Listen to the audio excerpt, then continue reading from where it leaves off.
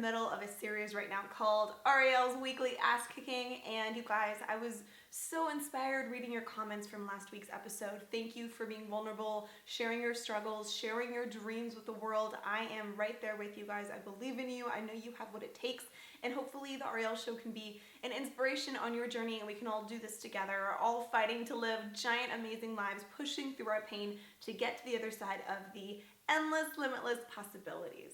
So in reading through your comments, it was clear that a lot of you guys have big dreams, you have the vision, but you have real legitimate obstacles in your way. It's not just like you're lazy or you don't really know what to do. Like, you have that desire, but there are things, whether it's a lack of time or a lack of resources, a lack of connections, whatever it is that is, your specific perfect storm for holding you back. I just want to acknowledge that those are real things. And positive psychology, positive self-talk doesn't just make all that go away. And so today I don't want to make the real obstacles go away. I don't want to minimize those, but I do want us to change our perspective a little bit and really feel empowered in our own lives. Because I personally know that when I'm feeling disempowered and I'm feeling out of control, like there's nothing I can do, that's when things go crazy in my head. That's when I spiral out of control, and then I stop being an active participant in my own life. But the good news is there are things in our own lives that we always have control over, and those are the things that we're going to be focusing on today. So over this past week, I've just been thinking of some very specific things that things that no one can take away from you, basically. And some of you watching, you're younger. Maybe you're in high school or junior high. Maybe you can't choose your environment.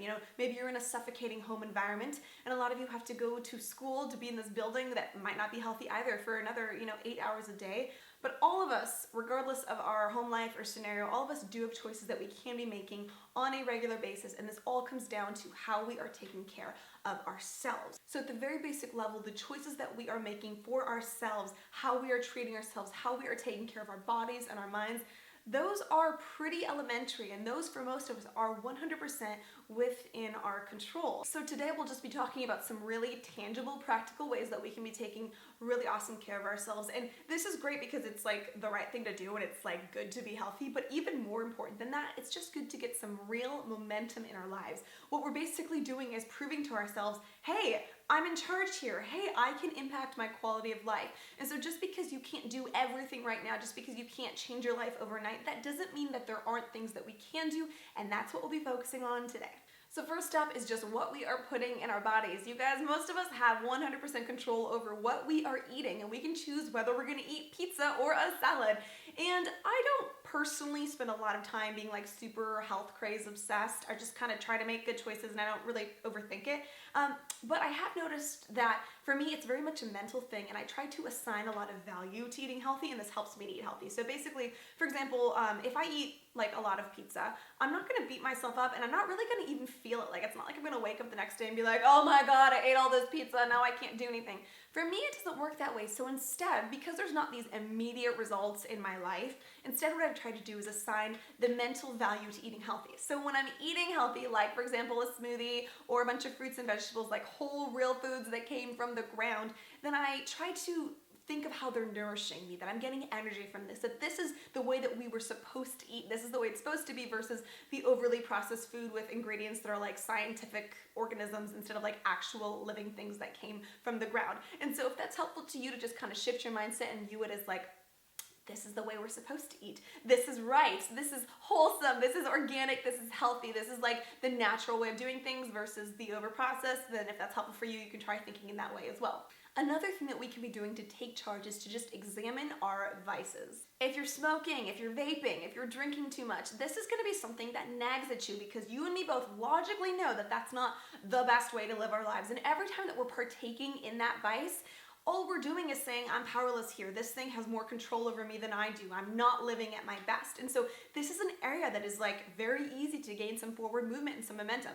Now, I shouldn't say easy because there's that addiction component too. So maybe it's not easy, but what it is simple. And you can be taking practical steps to fighting back into living a healthier lifestyle. And something like smoking or drinking too much to numb yourself out, you know logically that that's not a smart decision. So what that's gonna be doing is just continually draining you. Every time you're partaking in that, there's gonna be that little nagging voice that's like, this isn't your best life. I know that, you know that, so you might as well be making some healthy choices here, trying to take better care of yourself. decide now that you are gonna fight back and you are gonna take charge of this area of your life. So even if you can't like cut something out completely out of your life, I totally understand that, but just try to be aware of it. Try to have some discipline. Maybe limit yourself. You're only gonna drink 2 days a week instead of 7 days a week, or you're gonna cut back on your vaping or whatever it is, just so you're making some forward movement. This is gonna create really powerful momentum in your life. And that brings me to another bad habit that might not get the same rep as smoking or drinking, but I have seen it negatively impact a lot of people's lives, and that is just smoking weed.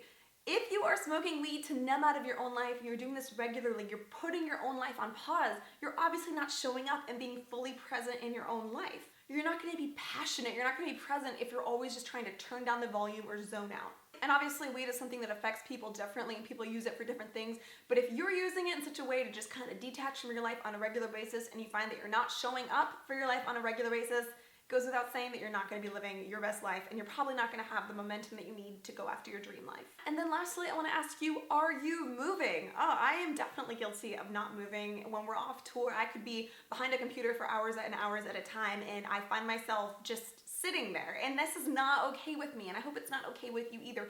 If you have a lifestyle that requires not having a lot of movement, what you gotta do is insert movement on purpose. That is why there is gyms. That is why people, work out or they do yoga or something like that, because the lifestyle that we're at living in the 21st century, everything is so convenient. There's just not a lot of jobs that require hardcore physical labor, things like doing the laundry, doing the dishes, getting around, all these things we have machines for now. And so that means that maybe our bodies were designed to live at this like higher active level, but we've created all this great technology that allows us to just sit in one place and dominate from our computers all day long. And if that's what you're doing, that's fine. I understand that lifestyle, but maybe be mindful to add some more movement into your life. And this is going to positively impact your brain as well. If you find yourself feeling down or lethargic, movement can be a really easy, practical way to combat that. And I would invite you to consider that this week. And remember, this is all just about taking good care of yourself. This is self-love 101. These practical, actionable things where you're just taking good care of yourself, being mindful, reminding yourself that you are worth the time and you are worth the effort. And you deserve a good life. So you are worthy of putting some focus, some attention, maybe some money into this area of your life. All right, let's talk about your assignments for the week. First up is mindful eating.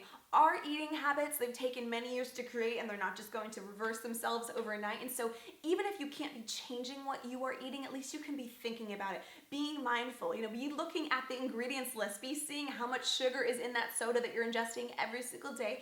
And then try to cut back, try to make some changes there. And then next, I just want us to take some time this week and examine any unhealthy vices, anything that we've been indulging in on a regular basis that we know isn't good for us. We get that nagging voice in the back of our head telling us that we're better than this. And something that's motivating for me on this is I think of like the power people of the world, like the people who are just dominating, doing these awesome things, people that I look up to. And you know what? They're not numbing out with substances. They're not trying to escape their life. They're like coming at their life with full force, and that's the kind of lifestyle that I want to emulate.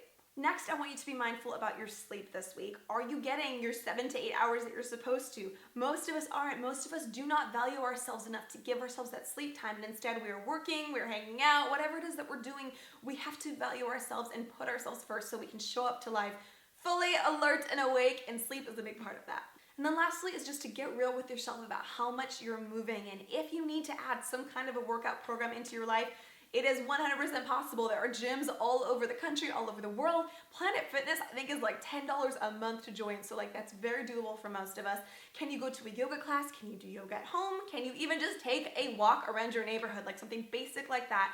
5 to 10 minutes, it's free, it's good for us to get fresh oxygen in our lungs, get out and see the birds and the sunshine. So try adding some movement, a fresh perspective into your life.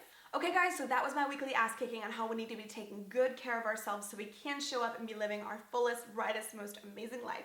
Next, it's time for the supporter of the week. Woo! This week's supporter of the week is Lucas Lacoste. Lucas, thank you so much for supporting the Ariel Show every week and making it possible. I am so freaking grateful to you. You rock. The Ariel Show, as you guys know, it's a labor of love. It exists because you guys love it too and you help support it every week. So if you're not a supporter, click the link in the description. It will take you to my Patreon page. Patreon is basically like Kickstarter on a smaller level. So instead of, giving thousands and thousands of dollars, what creators are doing is they are connecting with their fans, that's you, and collecting the financial compensation needed on a more regular basis in order to keep creating, in order to keep making the content that you guys love. Thank you so much for watching. You rock. You're amazing. I believe in you. I know that you have a brilliant, beautiful life ahead of you, and I am so honored to be part of your journey. Please click here to subscribe so you don't miss next week's episode, and I will see you next week. Bye.